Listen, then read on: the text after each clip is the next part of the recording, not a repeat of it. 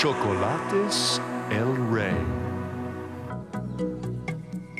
Where does it all begin? Right here, in the heart of a cacao bean, of a Venezuelan cacao bean.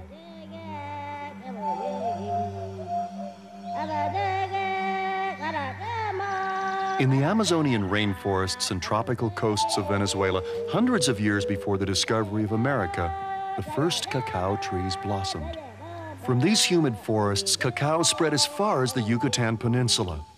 Christopher Columbus came across cacao beans in 1502 and presented them to the Spanish court. Years later, Hernan Cortés, intent on conquering the Aztecs, accepted Montezuma's invitation to dine and was offered an incredible brew, chocolato. Cacao was as good as gold. 100 cacao beans bought a slave. 4 beans could be exchanged for a rabbit. The favors of a woman, 10 beans. And all taxes were paid in the form of cacao. Venezuela's cacao became the major export to Europe. Only aristocratic circles had access to it. Theobroma cacao, food of the gods.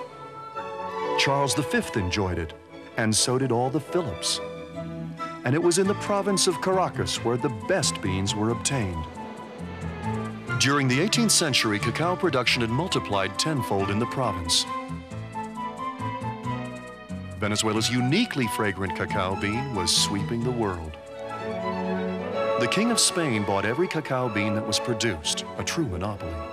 This infuriated the Dutch, who clamored for free trade policies. The beans were even sought after from Versailles. Charles III bestowed titles of nobility on the wealthy plantation owners. These privileged few were scornfully called the Grand Cacaos. But whatever happened to that cacao? Competing low prices of inferior quality African beans, the total neglect of the once thriving haciendas caused by the War of Independence from Spain, and a booming oil industry almost wiped out Venezuelan cacao from the international scene. But how many chocolate lovers know that Venezuela is still home to the world's most delicately flavored cacao beans?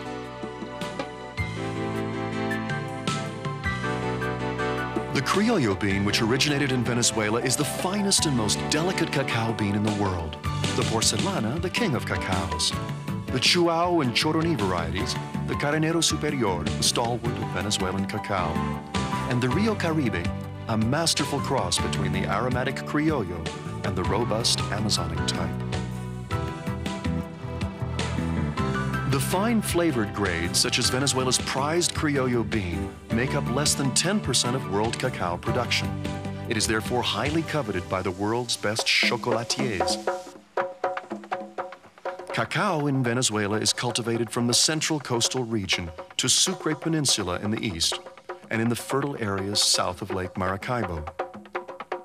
The cacao tree thrives in this warm, humid climate. Chocolates El Rey has an ongoing production program to develop hybrids that will yield strong and richly flavored beans.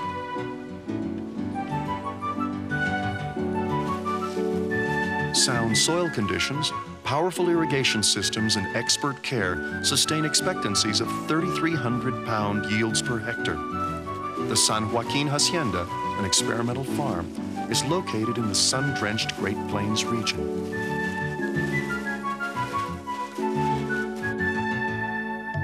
The expert blending of cacao beans from different regions of Venezuela implies harmonizing the agro-industrial process from its very first stages. A newly planted cacao tree is pampered and protected. Once they take root, cacao trees become sturdy individuals. The tree starts to bear fruit in its 4th or 5th year and continues to produce crops for 30 or more years. Each tree can easily yield 50 to 100 pods annually.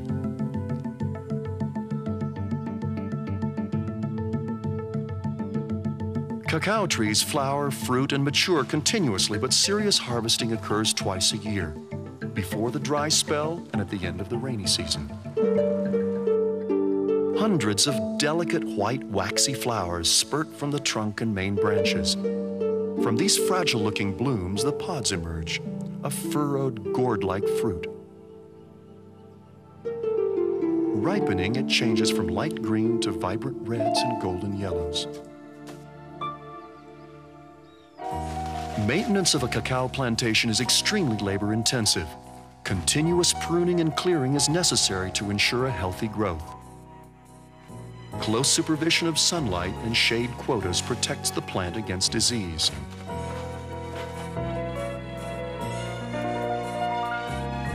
When pods are ripe, they're cut straight from the tree trunks.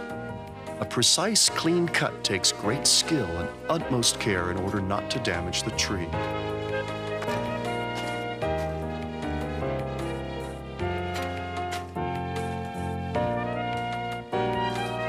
Days later, the fruit is hacked open with machetes to expose a fleshy white mass which protects the cacao beans. It is scooped from the pods and evaluated for its ripeness.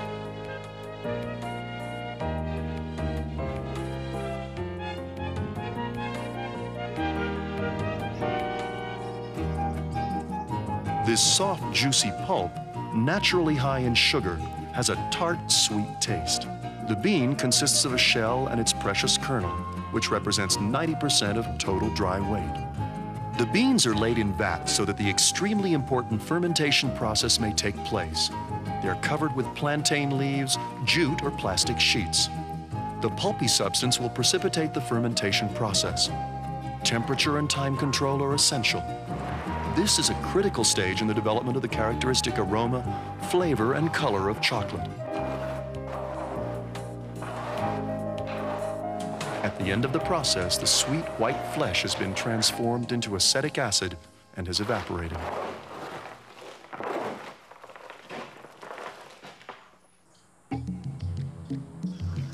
The next stage is drying. The cacao beans are allowed to dry naturally in open air or under specially constructed roofs for protection against rainfall. Continuous shuffling and reshuffling of the beans ensure that they are evenly turned until they are thoroughly dry.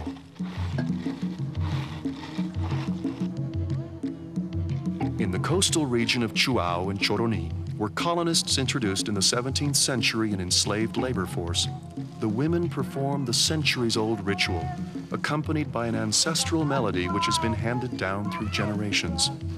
Cacao Chuao, que viva, que viva. Cacao Chuao, que viva, que viva.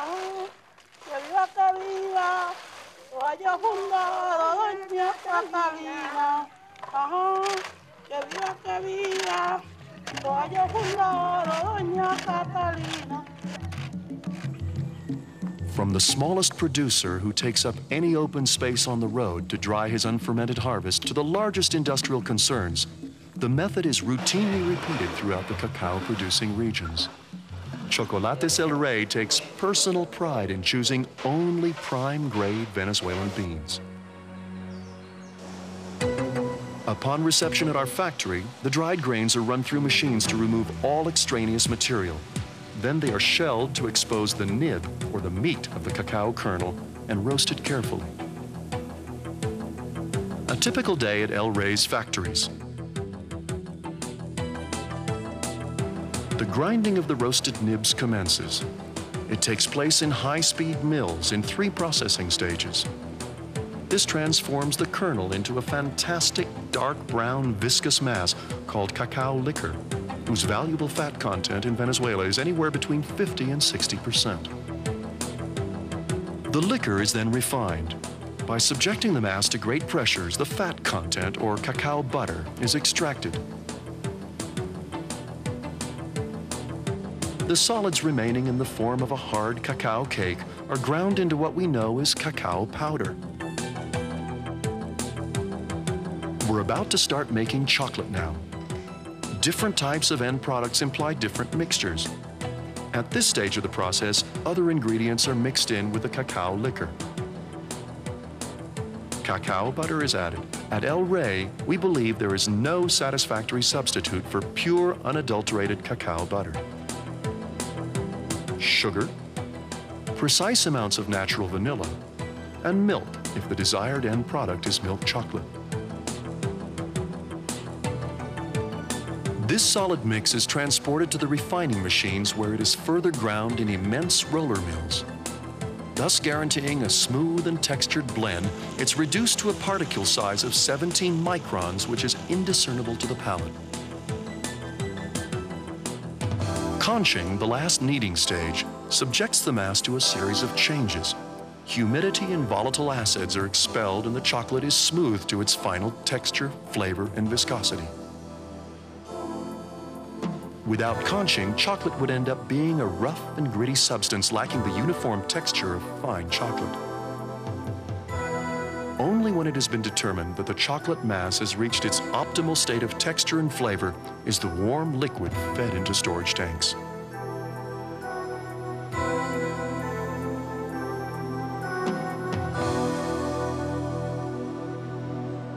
Temperature is raised and lowered to give this coverture quality product its sheen and velvety texture. This is called the tempering stage, which takes place just before the molding. A glossy, unctuous flow of dark brown liquid is then transformed into chips, discs, or scrumptious bars.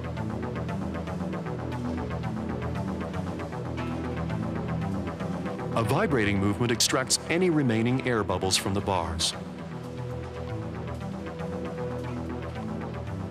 The conveyor belt transports the product through cooling tunnels, and finally it is unmolded and the glossy blocks proceed to the packing area. We are very conscientious throughout the fabrication process. Ongoing lab evaluation and direct line supervision are routine activities in our factories.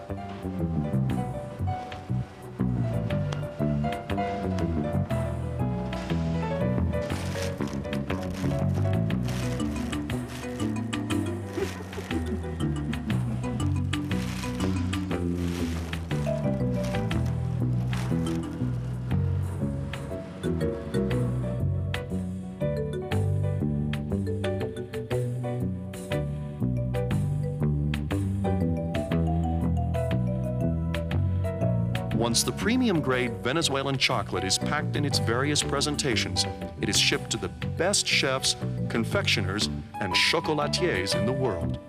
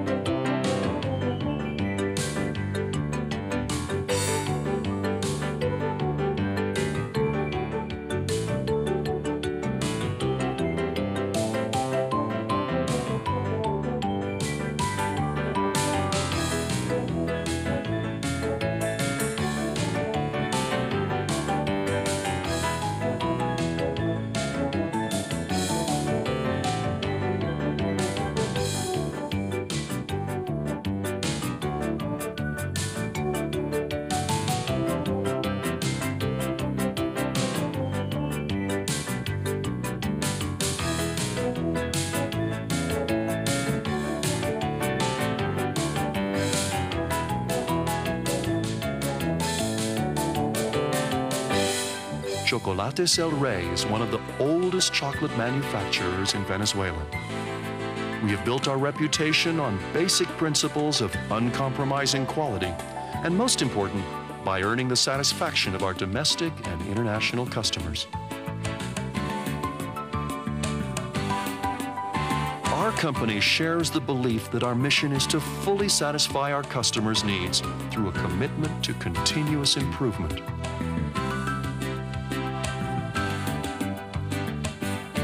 So, we take great pleasure in introducing to chocolate lovers around the world the subtle, lingering, sensual delight of premium Venezuelan cacao. Chocolates El Rey, the king of chocolate.